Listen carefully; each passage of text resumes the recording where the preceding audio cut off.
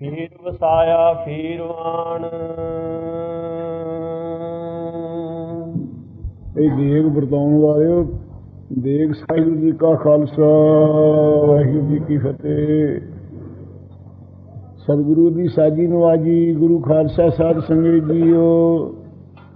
ਸਤਿਗੁਰੂ ਨਾਨਕ ਦੇਵ ਮਹਾਰਾਜ ਸਾਹਿਬ ਜੀ ਨੇ ਮਤੇ ਦੀ ਸਰਾਂ, ਜਿਸ ਦਾ ਨਾਂ ਹੁਣ ਨਾਂਗੇ ਦੀ ਸਰਾਂ ਕਰਕੇ ਮਸ਼ਹੂਰ ਹੈ, ਇਸ ਇਲਾਕੇ 'ਚ ਮਾਲਵੇ ਵਿੱਚ ਗੁਰੂ ਨਾਨਕ ਦੇਵ ਜੀ ਨੇ ਆਪਣੇ ਚਰਨ ਪਾਏ, ਫੇਰਾ ਪਾਇਆ। ਗੁਰੂ ਸਾਹਿਬ ਜੀ ਦਾ ਗੁਰਦੁਆਰਾ ਚਰਨ ਕਮਲ ਬਣਿਆ ਹੋਇਆ ਹੈ।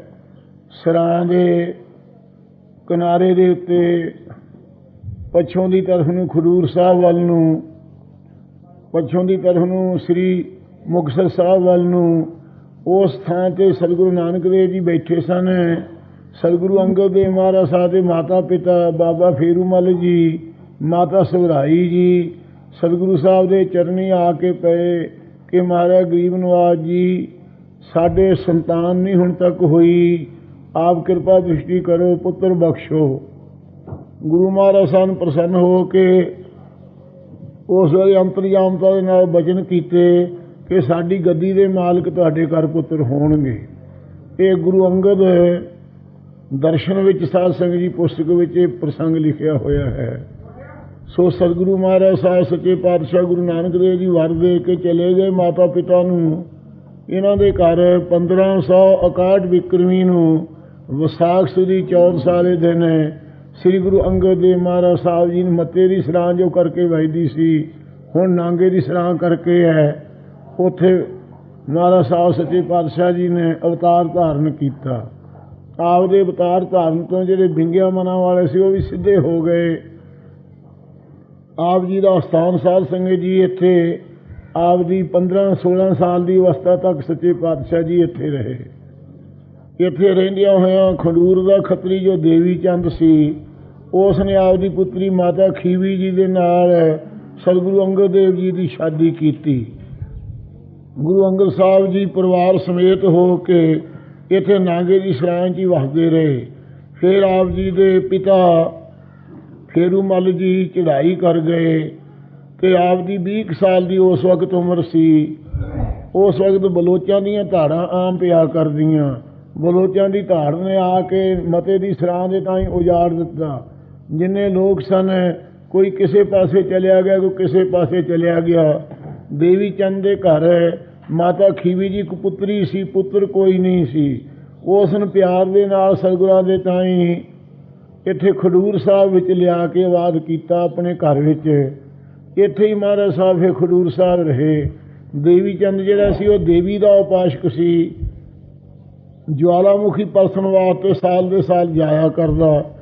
ਇਸ ਪ੍ਰਕਾਰ ਖਡੂਰ ਸਾਹਿਬ ਰਹਿੰਦਿਆਂ ਦੇ ਮਾਰੇ 2 ਸਾਹਿਬਜ਼ਾਦੇ ਹੋਏ, ਬਾਬਾ ਦਾਸੂ ਜੀ ਵੱਡੇ ਅਤੇ ਛੋਟੇ ਦਾਤੂ ਜੀ। ਇੱਕ ਬੀਬੀ ਸਤਿਗੁਰਾਂ ਦੀ ਪੁੱਤਰੀ ਬੀਬੀ ਅਮਰੋ ਜੀ ਮਹਾਰਾਜ ਸਾਹਿਬ ਦੇ ਘਰ ਵਿੱਚ ਇਸ ਸੰਤਾਨ ਹੋਈ। ਇਸ ਪ੍ਰਕਾਰ ਖਡੂਰ ਸਾਹਿਬ ਰਹਿੰਦਿਆਂ ਸਮਾਂ ਬਤੀਤ ਕੀਤਾ। ਭਾਈ ਜੋਧ ਜੀ ਗੁਰੂ ਸਾਹਿਬ ਗੁਰੂ ਨਾਨਕ ਸਾਹਿਬ ਦੇ ਸਿੱਖ ਸਨ, ਕਰਤਾਰਪੁਰ ਤੋਂ ਸਿੱਖੀ ਪ੍ਰਾਪਤ ਕੀਤੀ ਸੀ। ਉਹ ਖਡੂਰ ਸਾਹਿਬ ਵਿੱਚ ਇੱਕੋ ਹੀ ਸਿੱਖ ਸਨ, ਬਾਕੀ ਦੇ ਲੋਕ ਸਾਰੇ ਦੇਵੀ ਦੇ ਹੀ ਉਪਾਸ਼ਕ ਸਨ। ਇਹ ਬਾਣੀ ਉਸ ਦੇ ਪਾਸੋਂ, ਭਾਈ ਜੋਧ ਦੇ ਪਾਸੋਂ ਗੁਰੂ ਨਾਨਕ ਸਾਹਿਬ ਦੀ ਸੁਣ ਕੇ ਗੁਰੂ ਅੰਗਦ ਸਾਹਿਬ ਜੀ ਦਾ ਮਨ ਬਹੁਤ ਠੰਡਾ ਹੋ ਗਿਆ ਅਤੇ ਲੱਗਣ ਲੱਗ ਗਈ ਕਿ ਸਤਿਗੁਰਾਂ ਦੀ ਜਿਨ੍ਹਾਂ ਦੀ ਐਸੀ ਅੰਮ੍ਰਿਤ ਰੂਪ ਬਾਣੀ ਹੈ, ਉਹਨਾਂ ਦੇ ਸਾਨੂੰ ਦਰਸ਼ਨ ਕਰਨੇ ਚਾਹੀਦੇ ਹੈ। ਇਸ ਪ੍ਰਕਾਰ ਸਾਧ ਸੰਗਤ ਜੀ ਗੁਰੂ ਮਹਾਰਾਜ ਸਾਹਿਬ ਜੀ ਨੂੰ ਕੋਈ ਸਮਾਂ ਗੁਜ਼ਰ ਗਿਆ ਉਡੀਕਦਿਆਂ ਨੂੰ, ਅਤੇ ਇਹਨਾਂ ਦੇ ਜੋ ਸਹੁਰਾ ਜੀ ਸਨ ਦੇਵੀ ਚੰਦ, ਉਹ ਗੁਜ਼ਰ ਗਿਆ। ਅਤੇ ਗੁਜ਼ਰ ਜਾਣ ਤੋਂ ਜਿਹੜੇ ਖਡੂਰੀ ਲੋਕ ਸਨਗੇ, ਉਹਨਾਂ ਸਾਰਿਆਂ ਨੇ ਕਿਹਾ ਵੀ ਹੁਣ ਤੁਹਾਡਾ ਜਿਹੜਾ ਬਜ਼ੁਰਗ ਸੀ, ਸਹੁਰਾ ਸੀ, ਉਹ ਅੱਗੇ ਸਾਨੂੰ ਦੇਵੀ ਦੇ ਚਾਲੇ ਮੁਖੀ ਬਣ ਕੇ ਲਿਜਾਂਦਾ ਸੀ। ਹੁਣ ਤੁਹਾਡਾ ਫਰਜ਼ ਹੈ ਕਿ ਸਾਨੂੰ ਦੇਵੀ ਦੇ ਦਰਸ਼ਨ ਕਰਨ ਵਾਸਤੇ ਨਾਲ ਚੱਲੋ। ਮਹਾਰਾਜ ਸਾਹਿਬ ਕਹਿਣ ਲੱਗੇ, ਭਾਈ ਸਾਡਾ ਚਿੱਤ ਤਾਂ ਕਰਤਾਰਪੁਰ ਸਾਹਿਬ ਜਾਣ ਨੂੰ ਕਰਦਾ ਹੈ।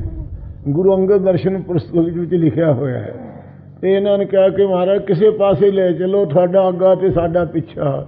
ਉਸ ਵੇਲੇ ਦੇਵੀ ਦੇ ਪਰਸਨ ਵਾਸਤੇ ਜਦੋਂ ਚੱਲੇ, ਗੁਰੂ ਅੰਗਦ ਸਾਹਿਬ ਜੀ ਕਹਿੰਦੇ ਕਰਤਾਰਪੁਰ ਸਾਹਿਬ ਵੀ ਦੀ ਚੱਲੋ, ਫਿਰ ਤਾਂ ਤੁਹਾਡੇ ਨਾਲ ਅਸੀਂ ਚੱਲਾਂਗੇ। ਇਹ ਬਚਨ ਮੰਨ ਕੇ ਸਾਰੇ ਸੰਗਤ ਕਹਿਣ ਲੱਗੇ ਮਹਾਰਾਜ ਅਸੀਂ ਆਪਦੇ ਨਾਲ ਨਾਲ ਚੱਲਾਂਗੇ। ਇਹ ਸਾਧ ਸੰਗਤ ਜੀ ਕਰਤਾਰਪੁਰ ਸਾਹਿਬ ਵਿੱਚ ਆਏ। ਕਰਤਾਰਪੁਰ ਸਾਹਿਬ 'ਚ ਆ ਕੇ ਪੁੱਛਿਆ ਨਗਰ ਕਿਸ ਦਾ ਹੈ? ਪੁੱਛਿਆ ਇਹ ਗੁਰੂ ਨਾਨਕ ਸਾਹਿਬ ਜੀ ਨੂੰ ਤੁਸੀਂ ਚੇਤੇ ਕਰਦੇ ਰਹਿੰਦੇ ਹੋ, ਉਹਨਾਂ ਦਾ ਇਹ ਨਗਰ ਹੈ ਕਰਤਾਰਪੁਰ ਸਾਹਿਬ ਵਸਾਇਆ ਹੋਇਆ ਰਾਵੀ ਦੇ ਕਿਨਾਰੇ 'ਤੇ। ਉਸ ਵਕਤ ਸਾਧ ਸੰਗਤ ਜੀ ਗੁਰੂ ਅੰਗਦ ਸਾਹਿਬ ਨੇ ਸਾਰੇ ਸੰਗ ਨੂੰ ਕਿਹਾ ਕਿ ਮੈਂ ਮਹਾਰਾਜ ਦਰਸ਼ਨ ਕਰਿਆ ਵਾਂ, ਫਿਰ ਤੁਹਾਡੇ ਨਾਲ ਅੱਗੇ ਚੱਲਣ ਦੀ ਗੱਲ ਕਰਾਂਗੇ।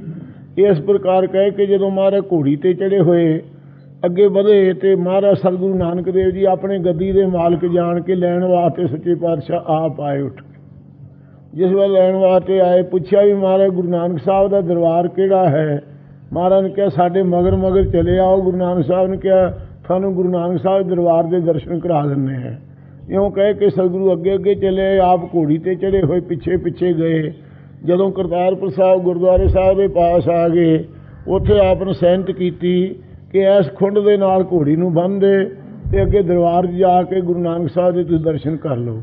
ਇਉਂ ਕਹਿ ਕੇ ਆਪ ਛੋਟੀ ਦਰੀਚੀ ਥਾਈਂ ਅੰਦਰ ਪ੍ਰਵੇਸ਼ ਹੋ ਗਏ ਅਤੇ ਗੁਰੂ ਅੰਗਦ ਸਾਹਿਬ ਘੋੜੀ ਨੂੰ ਬੰਨ੍ਹ ਕੇ ਜਿਸ ਵਕਤ ਖੁੱਲ੍ਹੇ ਦਰਵਾਜ਼ੇ ਥਾਣੀ ਸੰਗਤ ਦੇ ਦਰਸ਼ਨ ਜਿਸ ਤਰ੍ਹਾਂ ਕਰਦੀ ਸੀ ਆਏ ਅਤੇ ਸ੍ਰੀ ਗੁਰੂ ਨਾਨਕ ਦੇਵ ਜੀ ਉਹੀ ਸੱਚੇ ਪਾਤਸ਼ਾਹ ਬੈਠੇ ਵੇਖੇ। ਬੜਾ ਪਛਤਾਤਾਪ ਕੀਤਾ ਕਿ ਜੇ ਸਾਨੂੰ ਪਤਾ ਹੁੰਦਾ ਵੀ ਸਤਿਗੁਰੂ ਨਾਨਕ ਦੇਵ ਜੀ ਇਹ ਹਨ ਤਾਂ ਅਸੀਂ ਘੋੜੀ 'ਤੇ ਕਿਉਂ ਚੜ੍ਹਦੇ, ਗੁਰੂ ਸਾਹਿਬ ਦੇ ਚਰਨੀ ਲੱਗਦੇ। ਮਹਾਰਾਜ ਸਾਹਿਬ ਕਹਿਣ ਲੱਗੇ ਪੁਰਖਾ ਚਿਤਵਨੀ ਨਾ ਕਰ, ਤੁਹਾਡਾ ਨਾਮ ਕੀ ਹੈ? ਮਹਾਰਾਜ ਗੁਰੂ ਅੰਗਦ ਸਾਹਿਬ ਨੇ ਕਿਹਾ ਮਹਾਰਾਜ ਮੇਰਾ ਨਾਮ ਲੈਣਾ ਹੈ। ਆਪ ਜੀ ਨੇ ਕਿਹਾ ਤੁਸੀਂ ਲੈਣਾ ਅਸੀਂ ਦੇਣਾ ਹੈ। ਇਹ ਵਾਕ ਕਹੇ ਪਹਿਲਾਂ ਹੀ ਸੱਚੇ ਪਾਤਸ਼ਾਹ ਜੀ ਨੇ। ਇਸ ਪ੍ਰਕਾਰ ਖੰਡੂਰ ਸਾਹਿਬ ਸੇਵਾ ਕਰਕੇ ਮਹਾਰਾਜ ਸਾਹਿਬ ਜੀ 12 ਸਾਲ ਗੁਰੂ ਨਾਨਕ ਸਾਹਿਬ ਦੀ ਸੇਵਾ ਕਰਦੇ। ਕਈਆਂ ਤਰੀਖਾਂ ਲਿਖਿਆ ਹੈ ਪਰ ਸੰਮਤ ਅਨੁਸਾਰ ਸਾਧ ਸਿੰਘ ਜੀ 7 ਸਾਲ ਗੁਰੂ ਸਾਹਿਬ ਜੀ ਨੇ ਕਰਤਾਰਪੁਰ ਸਾਹਿਬ ਵਿੱਚ ਆਬਾਦ ਕਰਕੇ ਰਹੇ ਹੈ। ਉਦੋਂ ਗੁਰੂ ਅੰਗਦ ਸਾਹਿਬ ਨੇ 7 ਸਾਲ ਸੇਵਾ ਕੀਤੀ ਹੈ ਸੱਚੇ ਪਾਤਸ਼ਾਹ ਦੀ, ਜਿਸ ਸੇਵਾ ਦੀ ਪਰਖ ਵਿੱਚ ਪੂਰੇ ਉਤਰੇ ਹਨ। ਅਤੇ ਫਿਰ ਮਹਾਰਾਜ ਸਾਹਿਬ ਨੇ ਕਿਹਾ ਤੁਸੀਂ ਐਂ ਕਰੋ ਮਾਤਾ ਸਭਰਾਈ ਦੇ ਪਾਸ ਸਾਡਾ ਤਖਤ ਹੈ ਖਡੂਰ ਸਾਹਿਬ ਵਿੱਚ ਜਾਓ। ਗੁਰਤਾ ਗੱਦੀ ਦੇ ਕੇ ਮਹਾਰਾਜ ਸਾਹਿਬ ਜੀ ਨੇ ਗੁਰੂ ਅੰਗਦ ਸਾਹਿਬ ਨੂੰ ਖਡੂਰ ਸਾਹਿਬ ਭੇਜਤਾ ਸੀ।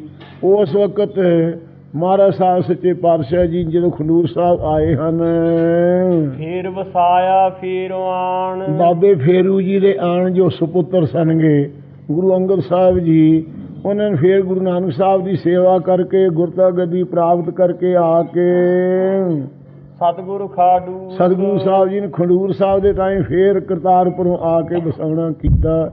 ਇੱਥੇ ਸਿੱਖ ਸੰਗਤਾਂ ਗੁਰੂ ਸਾਹਿਬ ਦੇ ਦਰਸ਼ਨਾਂ ਨੂੰ ਆਈਆਂ। ਮਹਾਰਾਜ ਸਾਹਿਬ ਸਮਾਧੀ 'ਚ ਬੈਠ ਗਏ। 6 ਮਹੀਨੇ ਮਾਈ ਭਰਾਈ ਦਾ ਜਿਹੜਾ ਗੁਰਦੁਆਰਾ ਉਸ ਵਿੱਚ ਬੈਠੇ ਰਹੇ। ਕੰਧ ਮਹਾਰਾਜ ਸਾਹਿਬ ਨੇ ਦਰਵਾਜ਼ੇ ਅੱਗੇ ਚਣਵਾ ਲਈ। 6 ਮਹੀਨੇ ਤੋਂ ਬਾਅਦ ਸੰਗਤ ਨੇ ਵਿਆਕੁਲ ਹੋ ਕੇ ਭਾਈ ਬੁੱਢਾ ਸਾਹਿਬ ਨੂੰ ਕਿਹਾ ਕਿ ਭਾਈ ਬੁੱਢਾ ਸਾਹਿਬ ਜੀ ਸਤਿਗੁਰੂ ਨਾਨਕ ਦੇਵ ਤੁਹਾਨੂੰ ਬਚਨ ਹੈ ਵੀ ਸਾਡਾ ਸਰੂਪ ਲੁਕਿਆ ਨਹੀਂ ਰਹੂ, ਕਿਤੇ ਵੀ ਰਹੇ। ਤੁਸੀਂ ਐਂ ਕਰੋ ਹੁਣ ਅੱਗੇ ਚੱਲੋ ਅਤੇ ਗੁਰੂ ਸਾਹਿਬ ਦੀ ਖੋਜ ਕਰੋ। ਗੁਰੂ ਅੰਗਦ ਸਾਹਿਬ ਨੂੰ ਗੁਰਿਆਈ ਲੁੱਕ ਕੇ ਬੈਠਣ ਨੂੰ ਤਾਂ ਨਹੀਂ ਗੁਰੂ ਨਾਨਕ ਸਾਹਿਬ ਨੂੰ ਬਖਸ਼ੀ। ਸੰਗਤਾਂ ਦਾ ਉਧਾਰ ਕਰਨ ਭਾਈ ਬੁੱਢਾ ਸਾਹਿਬ ਜੀ ਸੰਗਤ ਸਮੇਤ ਖਡੂਰ ਸਾਹਿਬ ਆਏ। ਜਿੰਨੀ ਕਰਤਾਰਪੁਰ ਸਾਹਿਬ ਸੰਗਤ ਸੀ ਉਹਨਾਂ ਦੇ ਸਮੇਤ ਜਦੋਂ ਆਏ ਮਾਤਾ ਭਰਾਈ ਨੂੰ ਪੁੱਛਿਆ, ਮਾਤਾ ਭਰਾਈ ਜੀ ਚੁੱਪ ਕਰ ਰਹੀ। ਇਹ ਚੁੱਪ ਕਰ ਰਹਿਣ ਤੋਂ ਭਾਈ ਬੁੱਢਾ ਸਾਹਿਬ ਨੇ ਕਿਹਾ ਗੁਰੂ ਸਾਹਿਬ ਦੀ ਇਹ ਰੋਕੀ ਹੋਵੇਗੀ ਤਾਂ ਚੁੱਪ ਕਰ ਰਹੀ ਹੈ। ਇੱਧਰ ਉੱਧਰ ਫਿਰ ਕੇ ਜਦੋਂ ਭਾਈ ਬੁੱਢੇ ਸਾਹਿਬ ਨੇ ਦੇਖਿਆ ਵੀ ਆਹ ਦਰਵਾਜ਼ਾ ਨਵਾਂ ਬੰਦ ਕੀਤਾ ਹੋਇਆ ਹੈ ਅਤੇ ਇਹ ਕੋਹੜੀ ਹੈ, ਵੇਖ ਕੇ ਸੰਗਤ ਨੂੰ ਕਿਹਾ ਮੈਨੂੰ ਇਹ ਨਿਸ਼ਚਾ ਹੈ ਕਿ ਸੰਗਤ ਜੀ ਇਸ ਕੋਹੜੀ 'ਚ ਹੋਣਗੇ, ਗੁਰੂ ਅੰਗਦ ਸਾਹਿਬ ਹੋਣਗੇ। ਤਾਂ ਸੰਗਤ ਨੂੰ ਕਿਹਾ ਫਿਰ ਦਰਸ਼ਨ ਵੀ ਤੁਸੀਂ ਕਰਾਓ। ਭਾਈ ਬੁੱਢਾ ਸਾਹਿਬ ਨੂੰ ਕੋਹੜੀ ਦੀਆਂ ਇੱਟਾਂ ਜਿਹੜੀਆਂ ਚਿਣੀਆਂ ਸੀ ਉਹ ਖੋਲ੍ਹ ਕਰਕੇ ਦਰਵਾਜ਼ਾ ਅੰਦਰ ਗੁਰੂ ਮਹਾਰਾਜ ਸਾਹਿਬ ਬੈਠੇ ਵੇਖੇ, ਪਦਮਾਸਨ ਲਾਈ। ਸਤਿਗੁਰੂ ਸੱਚੇ ਪਾਤਸ਼ਾਹ ਬਹੁਤ ਬਰਾਗ ਵਿੱਚ ਨਿਰਵਿਕਲਪ ਸਮਾਧੀ ਲੱਗੀ ਹੋਈ ਹੈ। ਆਪਦੇ ਚਰਨਾਂ ਨੂੰ ਭਾਈ ਬੁੱਢਾ ਸਾਹਿਬ ਜੀ ਨੂੰ ਪਰਸਿਆ, ਆਪਦੇ ਨੇਤਰ ਖੁੱਲ੍ਹੇ, ਵੇਖਿਆ ਭਾਈ ਬੁੱਢਾ ਸਾਹਿਬ ਜੀ ਨੂੰ। ਬੁੱਢਾ ਸਾਹਿਬ ਨੂੰ ਵੇਖ ਕਰਕੇ ਕੰਠ ਦੇ ਨਾਲ ਮਹਾਰਾਜ ਸਾਹਿਬ ਨੂੰ ਲਾਇਆ ਅਤੇ ਮਿਲੇ। ਕਹਿਣ ਲੱਗੇ ਬਾਬਾ ਬੁੱਢਾ ਸਾਹਿਬ ਜੀ ਮਹਾਰਾਜ ਆਪ ਨੂੰ ਗੁਰੂ ਨਾਨਕ ਸਾਹਿਬ ਨੇ ਗੁਰਤਾ ਗੱਦੀ ਬਖਸ਼ੀ ਹੈ, ਇਹ ਲੋਕੇ ਬੈਠਣ ਵਾਸਤੇ ਨਹੀਂ ਬਖਸ਼ੀ। ਸੰਗਤਾਂ 'ਚ ਖੁੱਲ੍ਹੇ ਦਰਸ਼ਨ ਦਿਓ ਅਤੇ ਕਿਰਪਾ ਕਰਕੇ ਉਧਾਰ ਕਰੋ ਸੰਗਤ ਦਾ। ਸੁਣ ਕੇ ਮਹਾਰਾਜ ਨੇ ਕਿਹਾ ਭਾਈ ਬਾਹਰ ਦੀਵਾਨ ਸਜਾਓ। ਉਸ ਵੇਲੇ ਤਖਤ ਵਿਛ ਗਿਆ ਅਤੇ ਚਾਨਣੀ ਲੱਗ ਗਈ। ਇਸ ਪ੍ਰਕਾਰ ਸਾਧ ਸੰਗਤ ਜੀ ਗੁਰੂ ਸਾਹਿਬ ਦੀਵਾਨ ਵਿੱਚੋਂ ਕੋਹੜੀ ਸਾਹਿਬ 'ਚੋਂ ਬਾਹਰ ਨਿਕਲ ਕੇ ਬਾਹਰ ਖੁੱਲ੍ਹੇ ਮੈਦਾਨ ਵਿੱਚ ਦੀਵਾਨ ਲਾ ਕੇ ਜੋ ਸੰਗਤ ਨੂੰ ਦਰਸ਼ਨ ਦਿੱਤਾ ਉਸ ਵੇਲੇ ਬਚਨ ਵਿਰਾਗ ਦੇ ਕਹੇ ਸਨ, ਜਿਸ ਪਿਆਰੇ ਸਿਉਨੇ ਉੱਤੇ ਸਾਗਾ ਮਰ ਚੱਲੀ ਹੈ, ਤਿਰਗ ਜੀਵਨ ਸੰਸਾਰ ਤਾਂ ਕੇ ਪਾਛੇ ਜੀਵਨਾ। ਇਸ ਪ੍ਰਕਾਰ ਗੁਰੂ ਅੰਗਦ ਸਾਹਿਬ ਜੀ ਨੇ ਫਿਰ ਸਿੱਖ ਸੰਗਤਾਂ ਜਦੋਂ ਆ ਗਈਆਂ ਸਤਿਗੁਰਾਂ ਦੇ ਪਾਸ, ਸਿੱਖ ਸੰਗਤਾਂ ਦੇ ਸਮੇਤ ਖਡੂਰ ਸਾਹਿਬ ਨੂੰ ਸਤਿਗੁਰੂ ਅੰਗਦ ਸਾਹਿਬ ਜੀ ਨੇ ਸਾਧ ਸੰਗਤ ਜੀ ਵਸਾਉਣਾ ਕੀਤਾ। ਜਪ ਤਪ ਸੰਜਮ ਨਾਲ ਤੁਧ। ਇਹ ਗੁਰੂ ਅੰਗਦ ਸਾਹਿਬ ਜੀ ਜਿਹੜਾ ਜਪ ਕਰਨਾ ਹੈ ਬਾਣੀ ਕਰਕੇ, ਤਪ ਕਰਨਾ ਹੈ ਸਰੀਰ ਕਰਕੇ ਸੇਵਾ, ਇਹ ਆਪਦੇ ਨਾਲ ਹੀ ਸਾਰੇ ਗੁਣ ਹਨ। ਹੋਰ ਮੁੱਚ ਗਰੂਰ। ਹੋਰ ਸੱਚੇ ਪਾਤਸ਼ਾਹ ਗੁਰੂਰ ਜਿਹੜੀ ਗੌਰਵਤਾ ਹੈ, ਵਡਿਆਈ ਹੈ, ਇਹ ਵੀ ਮੁੱਚ ਬਹੁਤ ਹੀ ਆਪਦੀ ਹੈ। ਆਪਦੀ ਵਡਿਆਈ ਜੈਸੀ ਹੋਰ ਕਿਸੇ ਦੀ ਵਡਿਆਈ ਨਹੀਂ ਹੈ। ਸੱਚੇ ਪਾਤਸ਼ਾਹ ਜੀ ਸ੍ਰੀ ਚੰਦ ਨੂੰ ਪੁੱਤਰ ਕਰਕੇ ਲੋਕ ਆਦਰ ਕਰਦੇ ਆ, ਲਖਮੀ ਦਾਸ ਦਾ। ਆਪ ਦੀ ਬਹੁਤ ਵੱਡੀ ਵਡਿਆਈ ਗੁਰੂ ਨਾਨਕ ਦਾ ਆਪ ਸਰੂਪ ਉਹ ਸੱਚੇ ਪਾਤਸ਼ਾਹ, ਮੁੱਚ ਬਹੁਤਾ ਗੁਰੂਰ ਗੌਰਵਤਾ ਹੈ ਆਪ ਕੀ। ਤੇ ਜਿਹੜਾ ਗੁਰੂਰ ਹੰਕਾਰ ਹੈ, ਮਾਣ ਹੈ, ਇਹਨੂੰ ਮੁੱਚ ਆਪ ਕੱਟਣਾ ਕੀਤਾ ਹੈ। ਲੱਭ ਬਿਨਾ ਹੈ ਮਾਨਸਾ। ਇਹ ਸਤਿਗੁਰੂ ਅਸੀਂ ਲਾਲਚ ਕਰਕੇ ਗੁਰੂ ਅਰਜਨ ਸਾਹਿਬ ਸੱਚੇ ਪਾਤਸ਼ਾਹ ਜੀ ਦੇ ਆਇਆਂ ਦਾ ਆਦਰ ਨਾ ਕੀਤਾ, ਨਰਾਦਰੀ ਕੀਤੀ, ਅਸੀਂ ਨਹੀਂ ਆਉਣਾ।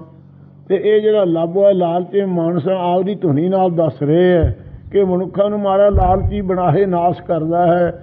ਇਹ ਸਾਨੂੰ ਲੱਭ ਨੇ ਪਦਾਰਥ ਜੋੜਨ ਦੇ ਤੇ ਖਾਣ ਦੇ ਨੇ ਸਾਨੂੰ ਨਾਸ਼ ਕਰ ਦਿੱਤਾ ਹੈ। ਜਿਉਂ ਪਾਣੀ ਬੂਰ। ਜਿਵੇਂ ਮਾਰਾ ਪਾਣੀ ਤੇ ਬੂਰ ਆ ਜਾਵੇ, ਪਾਣੀ ਦਾ ਸਵਾਦ ਗਵਾ ਦਿੰਦਾ ਹੈ, ਰੰਗ ਗਵਾ ਦਿੰਦਾ ਹੈ। ਇਸੇ ਪ੍ਰਕਾਰ ਮਾਰਾ ਲੱਭ ਜਿਹੜਾ ਹੈ ਨਿਰਮਲ ਚਿੱਤ ਰੂਪੀ ਪਾਣੀ ਤੇ ਬੂਰ ਦੀ ਨਿਆਈ ਹੈ।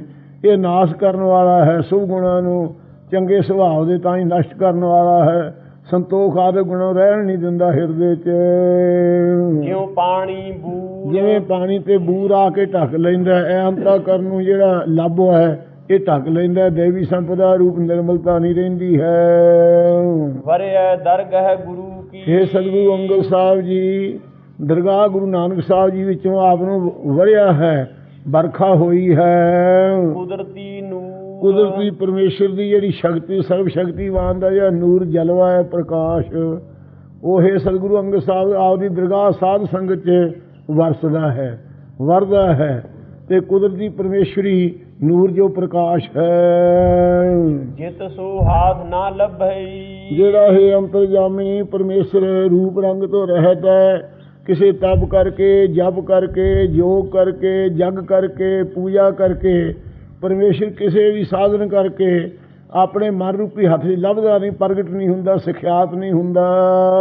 ਤੂੰ ਉਹ ਠਰੂ। ਅਸੀਂ ਤਾਂ ਮਾਰਾ ਤੁਸੀਂ ਉਹ ਸਾਮਰਥ ਅੱਖ ਨੇਤਰਾਂ ਨਾਲ ਅਸੀਂ ਦਰਸ਼ਨ ਕਰ ਰਹੇ ਹਾਂ, ਉਹ ਸਰੂਪ ਠਰੂਰ ਠਹਿਰਾਇਆ ਹੈ।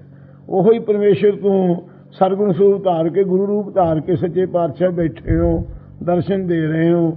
ਤੂੰ ਉਹ ਠਰੂਰ, ਤੂੰ ਉਹ ਸਰੂਪ ਹੈ ਸਾਰਿਆਂ ਦੇ ਚਿੱਤਾਂ ਠੰਡ ਪਾਉਣ ਵਾਲਾ, ਸ਼ਾਂਤ ਕਰਨ ਵਾਲਾ ਸਾਰਿਆਂ ਚਿੱਤਾਂ ਨੂੰ। ਸਤਿ ਆਨੰਦ ਸਰੂਪ ਹੋ ਮਹਾਰਾਜ ਆਪ। ਨੌ ਨਿਧ ਨਾਮ ਨਿਧਾਨ ਹੈ। ਇਹ ਗਰੀਬ ਮੈਂ ਨਵੇਂ ਨਿਧੀਆਂ ਦੇ ਦੇਣ ਵਾਲਾ, ਆਸਨ ਵਸਨ ਆਦਿਕ, ਪਦਮ ਮਹਾਪਦਮ ਆਦਿਕ ਨਿਧੀਆਂ ਦੇ ਦੇਣ ਵਾਲਾ ਆਪਦਾ ਨਾਮ ਦਾ ਖਜ਼ਾਨਾ ਹੈ। ਦੁੱਧ ਵਿੱਚ ਭਰਪੂਰ। ਇਹ ਗੁਰੂ ਅੰਗਦ ਸਾਹਿਬ ਮਹਾਰਾਜ ਆਪਦੇ ਚ ਭਰਪੂਰ ਲਵਾ ਲਾਵੇ ਭਰੇ ਹੋਏ ਗੁਣ ਹਨ। ਨਿੰਦਾ ਤੇਰੀ ਜੋ ਕਰੇ। ਜਿਸ ਪ੍ਰਕਾਰ ਜੋਗੀ ਨੇ ਨਿੰਦਿਆ ਕੀਤੀ ਸੀ ਕਿ ਮਹਾਰਾਜ ਸਾਹਿਬ ਗ੍ਰਸਤੀ ਹੋ ਕੇ ਸੰਗਤਾਂ ਪੂਜਦੀਆਂ, ਕਹਿ ਰਹੇ ਹੋ ਤੁਸੀਂ ਤਾਂ ਮੇਰੇ ਹੀ ਚੇਲੇ ਹੋ, ਮੈਨੂੰ ਮੰਨਦੇ ਹੋ, ਇਹਨਾਂ ਨੂੰ ਨਹੀਂ ਮੰਨਦੇ। ਪਰ ਹੋਰ ਲੋਕ ਆ ਕੇ ਗੁਰੂ ਸਾਹਿਬ ਦੀ ਪੂਜਾ ਕਰਦੇ ਹੈ। ਇਸ ਕਰਕੇ ਇਹ ਮੀਂਹ ਤਾਂ ਨਹੀਂ ਪੈਂਦਾ, ਤੁਹਾਨੂੰ ਪਤਾ ਜੱਟੋ। ਫਿਰ ਜੇ ਗੁਰੂ ਅੰਗਦ ਸਾਹਿਬ ਨੂੰ ਕੱਢਦੇ ਹੋ, ਹੀਰਖਾਨਾ ਕਹਿੰਦਾ ਮੇਰੀ ਪੂਜਾ ਕਿਤੇ ਖਹਿਰੇ ਨਾ ਵਿਗੜ ਜਾਣ ਹੋਰ ਸੰਗਤਾਂ ਨੂੰ ਵੇਖ ਕੇ। ਅੰਦਰੋਂ ਇਹ ਇੱਛਾ ਸੀ ਕਿ ਜਾਓ ਗੁਰੂ ਅੰਗਦ ਸਾਹਿਬ ਨੂੰ ਕੱਢ ਦਿਓ, ਮੀਂਹ ਪਾਉਣਾ ਤਾਂ ਮੈਂ ਜੰਤਰਾਂ ਮੰਤਰਾਂ ਨਾਲ ਮੀਂਹ ਪਾਵਾਂਗਾ। ਇਹ ਸੁਣ ਕਰਕੇ ਲੋਕਾਂ ਦਾ, ਜੱਟਾਂ ਦਾ ਸੁਭਾਅ ਹੁੰਦਾ ਹੈ, ਇਹਨਾਂ ਨੂੰ ਤਾਂ ਮੀਂਹ ਦਾ ਹੀ ਪਿਆਰ ਸੀ ਨਾ, ਸਤਿਗੁਰੂ ਦੇ ਅਦਬ ਦਾ ਪਤਾ ਹੀ ਨਹੀਂ ਸੀ। ਆ ਕੇ ਕਹਿਣ ਲੱਗੇ ਮਹਾਰਾਜ ਜੀ ਆਪ ਚਲੇ ਜਾਓ ਇੱਥੋਂ, ਕਿਉਂਕਿ ਗ੍ਰਸਤੀ ਹੋ ਕੇ ਤੁਹਾਡੀ ਲੋਕ ਪੂਜਾ ਕਰਦੇ ਹੈ ਤੇ ਤੁਸੀਂ ਸੱਚੇ ਪਾਤਸ਼ਾਹ ਪਰਿਵਾਰ ਵਾਲੇ ਹੋ। ਕੋਈ ਸਾਧ ਰੰਗਿਆਂ ਵਸਤਰਾਂ ਵਾਲਾ ਹੋਵੇ, ਗ੍ਰਸਤੀ ਨਾ ਹੋਵੇ ਤਾਂ ਭਾਵੇਂ ਪੂਜਾ ਕਰਾ ਲਵੇ, ਤੁਸੀਂ ਕਿਉਂ ਪੂਜਾ ਕਰਾਉਂਦੇ ਹੋ? ਸਤਿਗੁਰੂ ਸਾਹਿਬ ਹੱਸ ਪਏ। ਸਾਨੂੰ ਇਹ ਤਪੇ ਨੇ ਕਿਹਾ ਵੀ ਤੁਹਾਡੇ ਇੱਥੇ ਰਹਿਣੇ ਕਰਕੇ ਮੀਂਹ ਨਹੀਂ ਪੈਂਦਾ, ਜੱਟ ਭਰਨ ਭਾਂਡੇ ਹੁੰਦੇ। ਦੱਸ ਦੀ ਗੱਲ ਸਾਰੀ ਜਿਹੜੀ ਸੀ। ਸਤਿਗੁਰੂ ਮਹਾਰਾਜ ਸਾਹਿਬ ਕਹਿਣ ਲੱਗੇ ਭਾਈ ਪਰ ਪੈ ਗਿਆ ਸੀ। ਕਹਿਣ ਲੱਗੇ ਅਸੀਂ ਨਹੀਂ ਮਹਾਰਾਜ ਬਾਹਲੀ ਗੱਲ ਜਾਣਦੇ, ਮੀਂਹ ਤਪੇ ਨੇ ਕਿਹਾ ਪਊ ਤਾਂ ਜੇ ਗੁਰੂ ਅੰਗਦ ਸਾਹਿਬ ਨੂੰ ਕੱਢ ਦਿਓਗੇ।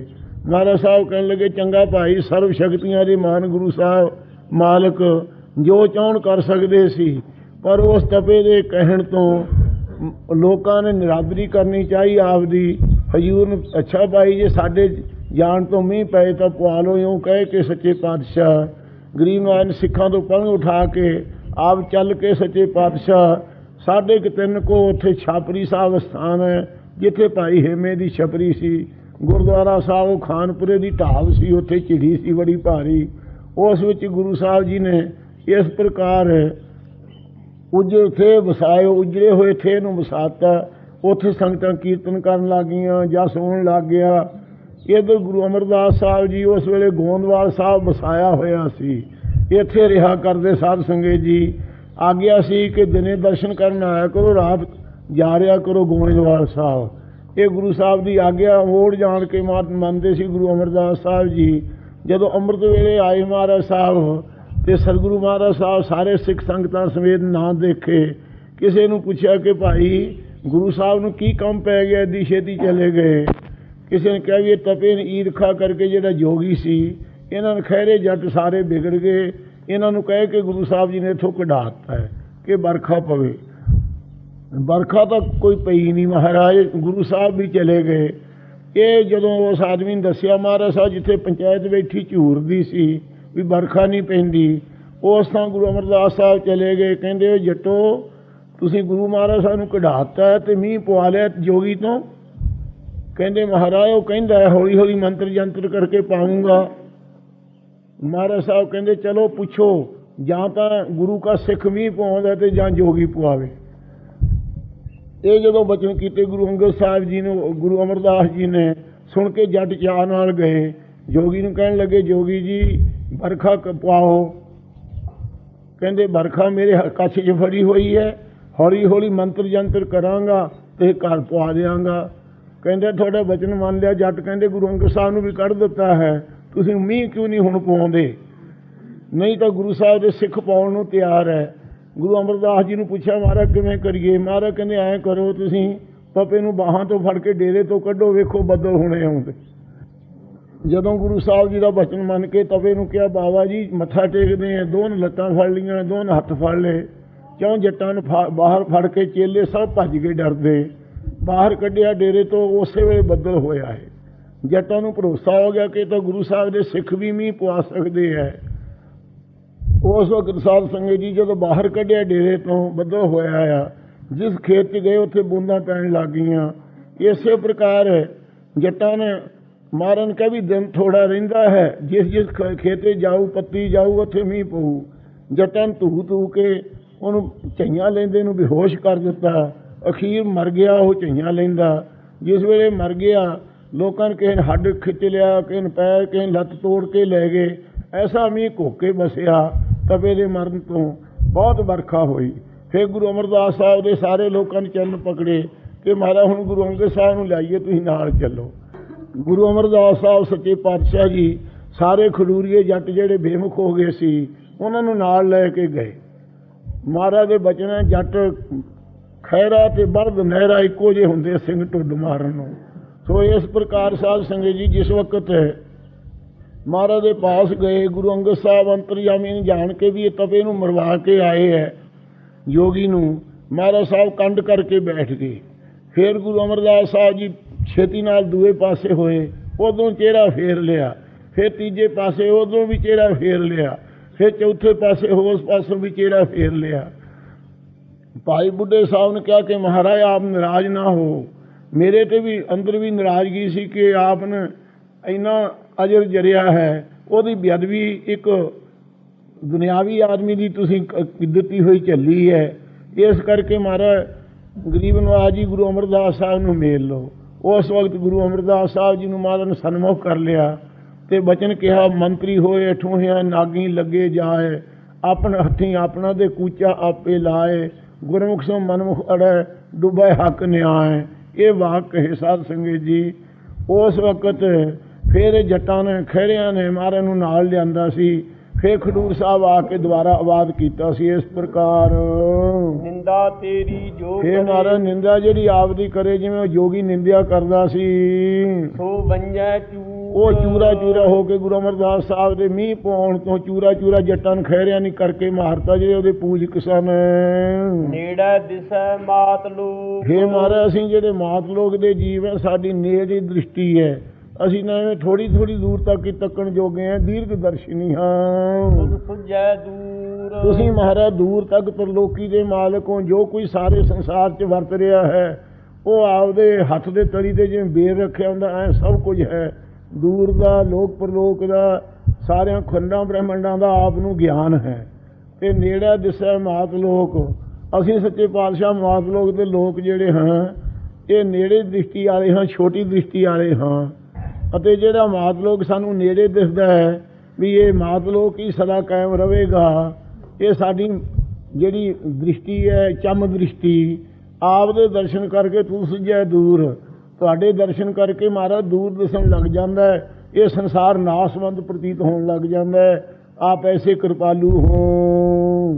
ਫੇਰ ਵਸਾਇਆ ਫੇਰਵਾਨ। ਪਰਮਾਲ ਹੈ ਇਸ ਪ੍ਰਕਾਰ ਬਾਬੇ ਫੇਰੂ ਜੀ ਦੇ ਆਣ ਸਪੁੱਤਰ ਗੁਰੂ ਅੰਗਦ ਸਾਹਿਬ ਜੀ ਆਪ ਨੂੰ ਫੇਰ ਇਉਂ ਵਸਾਉਣਾ ਕੀਤਾ। ਸਤਿਗੁਰੂ ਖਾਡੂ। ਸਤਿਗੁਰੂ ਸਾਹਿਬ ਜੀ ਖਡੂਰ ਸਾਹਿਬ ਨੂੰ ਆਪ ਨੂੰ ਵਸਾਉਣਾ ਕੀਤਾ। ਇਸ ਪ੍ਰਕਾਰ ਉਹ ਜੋਗੀ ਨੇ ਜਦੋਂ ਗੁਰੂ ਸਾਹਿਬ ਨੂੰ ਕਢਾਤਾ ਸੀ, ਇਉਂ ਦੁਬਾਰਾ ਖਡੂਰ ਸਾਹਿਬ ਆ ਕੇ ਆਬਾਦ ਕੀਤਾ ਸਿੱਖ ਸੰਗਤਾਂ ਸਮੇਤ।